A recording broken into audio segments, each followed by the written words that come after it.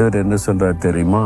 முதலாவது உன் வழிகளை கர்த்தருக்கு ஒப்புவித்து கர்த்தர் மேல் நம்பிக்கையா இருக்கணும். அப்போ காரியம் வாய்க்கும்.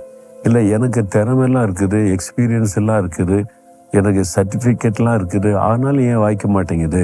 உங்களுடைய சொந்த பலனையும் ஞானத்தையும் திறமைகளையும் நம்பி இருக்கிறீங்க அதானே. எனக்கு இதெல்லாம் காரியெல்லாம் செய்யறதுக்கு ஆட்கள் ஹெல்ப் பண்ண ரெடியா இருக்கிறாங்க, இதெல்லாம் இருந்தும் கூட ஒன்று நடக்க மாட்டேங்குதுன்னு சொன்னா மனிதர்கள் மீது வைக்கிற ஒரு நம்பிக்கை. அப்ப நீங்க எதை நம்புறீங்க? கர்த்தர் மேலையா, உங்க மேலையா, மனிதர்கள் மேலையா? யார் மேல நம்பிக்கை வைக்கிறீங்க? யோசிச்சு பாருங்க. அதுவும் நம்முடைய வழிகளை கர்த்தருக்கு ஒப்பு கொடுக்கணும். நம்ம இஷ்டப்பட்ட ஒரு வழியில நடந்து கொண்டு கர்த்தர் வாய்க்க பண்ணணும்னா நடக்காது. கர்த்தருடைய வழிகளில் நடப்பதற்கு நம்முடைய வழிகளை ஆண்டவருக்கு ஒப்பு கொடுக்கணும். ஆண்டவருக்கும் பிரியமான வழியில் நடக்க என்னை ஒப்பு கொடுக்கிறேன்.